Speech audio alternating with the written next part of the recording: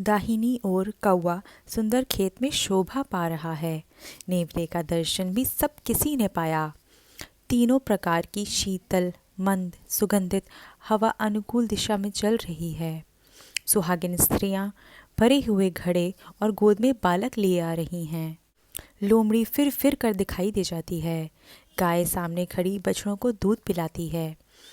हिरणों की टोली घूमकर दाहिनी ओर को आई, मानो सभी मंगलों का समूह दिखाई दिया। क्षेमकारी यानी सफेद सिर वाली चील विशेष रूप से कल्याण कर रही है। श्यामा बाईं ओर सुंदर पेड़ पर दिखाई पड़ी।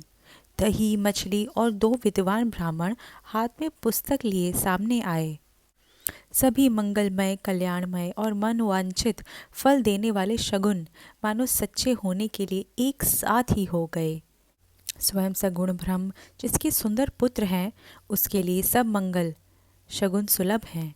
जहाँ श्री रामचंद्र जी जैसे दुल्हा और माता सीता जैसी दुल्हन है, तथा दशरथ जी और जनक जी जैसे पवित्र समधी, ऐसा ब्याह सुनकर मानो सभी शगुन नाच उठे। अब ब्रह्मा जी ने हमको सच कर दिया, ऐसा कहने लगे। इस तरह बारात ने प्रस्थान किया। घोड़े हाथी गरज रहे हैं और नगाड़ों पर चोट लग रही है। सूर्यवंश के पताका स्वरूप दशरथ जी को आते हुए जानकर जनक जी ने नदियों पर पुल बनवा दिए। बीच बीच में ठहरने के लिए सुंदर घर बनवा दिए, जिनमें देवलोक के समान संपदा छाई हुई है, और जहां बारात के सब लोग अपने अपने मन की पसंद के अनुसार सुहावने उत्तम भोजन बिस्तर और वस्त्र पाते हैं। मन के अनुकूल नृत्य नए सुखों को देखकर सभी बारातियों को अपने घर भूल गए।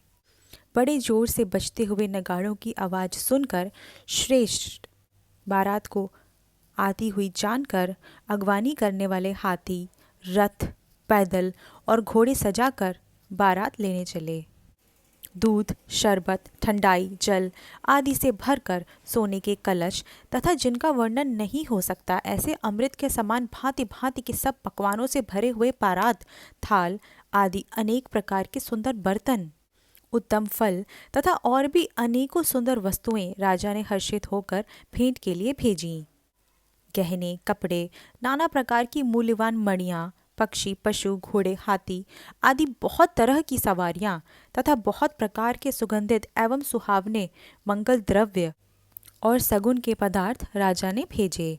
दही चिवड़ा और अगणित उपहार की चीज़ें कांवरों में भर भर कर कहार चले। अगवानी करने वालों को जब बारात दिखाई दी, तब उनके हृदय में आनंद छा गया और शरीर रोमांच से भर गया। अगवानों को सज धज के साथ देखकर बारातियों ने प्रसन्न होकर नगाड़े बजाए।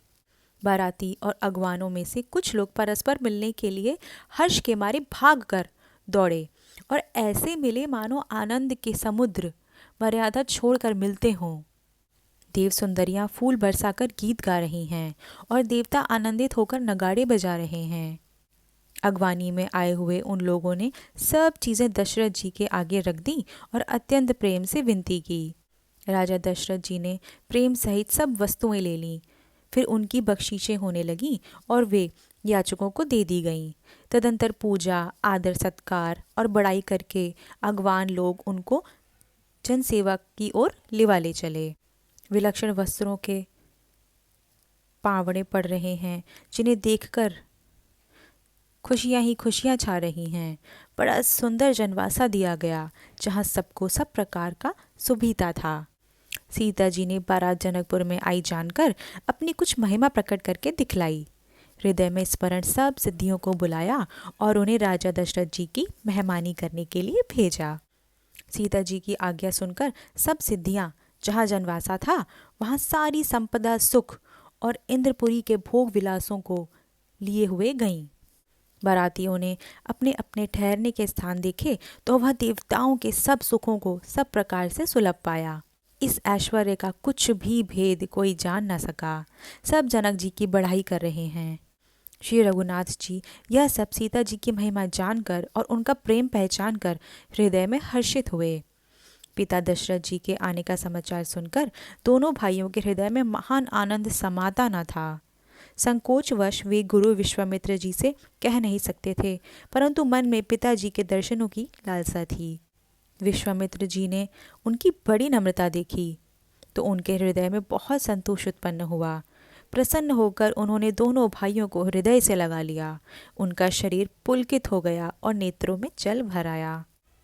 वे उस जनवासा को चले जहाँ दशरथ जी थे, मानो सरोवर प्यासे की ओर लक्ष्य करके चला हो। जब राजा दशरथ जी ने पुत्रों सहित मुनि को आते देखा, तब वे हर्षित हो उठे, सुख के समुद्र में थाह सी लेते हुए चले। पृथ्वीपति दशरथ जी ने मुनि की चरण धूलिका को बारंबार सिर पर चढ़ाकर उनको दंडवत प्रणाम किया। विश्वामित्र जी ने राजा को उठाकर हृदय से लगा लिया और आशीर्वाद देकर कुशल पूछी। फिर दोनों भाइयों को दंडवत प्रणाम करते देखकर राजा के हृदय में सुख समाया ही नहीं, पुत्रों को हृदय से लगा लिया। फिर उन्होंने वशिष्ठ जी के चरणों में सिर नवाया। मुनि श्रेष्ठ ने प्रेम के आनंद में उन्हें हृदय से लगा लिया। दोनों भाइयों ने सब ब्राह्मणों की वंदना की और मन भाए आशीर्वाद पाए। भरत जी ने छोटे भाई शत्रुघ्न सहित श्री रामचंद्र जी को प्रणाम किया। श्री रामचंद्र जी ने उन्हें उठकर हृदय से लगा लिया। लक्ष्मण जी दोनों भाइयों को देखकर हर्षित हुए और प्रेम से परिपूर्ण हुए शरीर से उनसे मिले।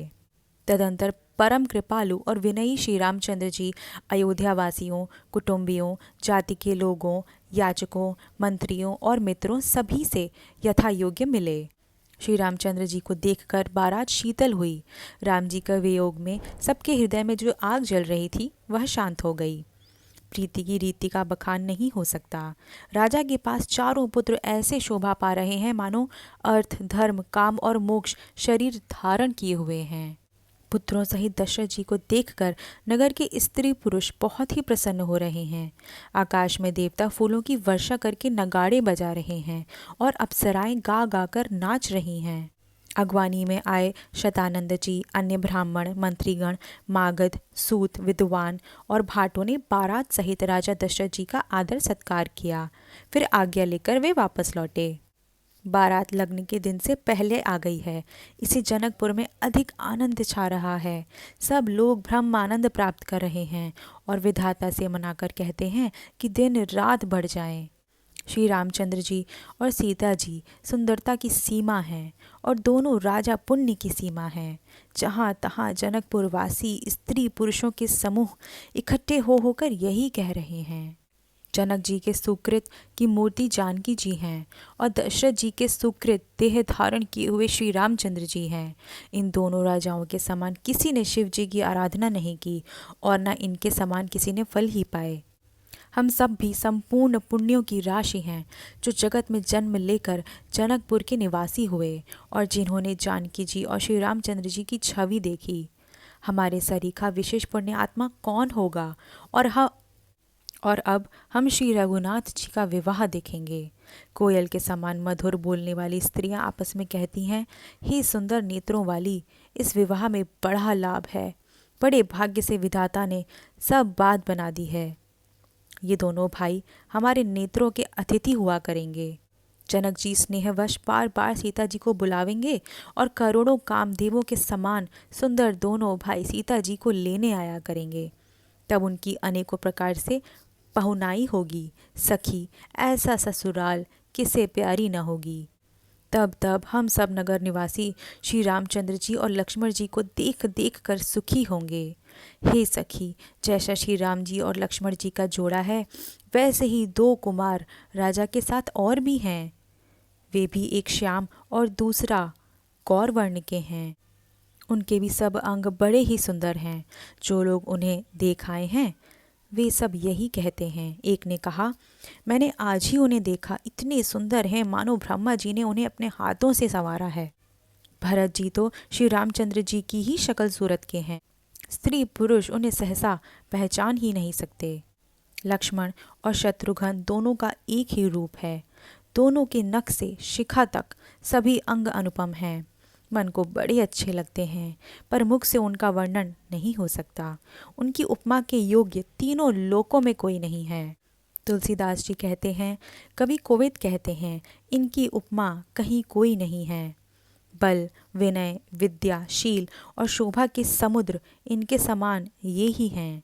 जनकपुर की सब स्त्रियां आंचल फैलाकर विधाता को यह वचन सुनाती हैं कि चारों भाइयों का विवाह इसी नगर में हो और हम सब सुंदर मंगल गाएं।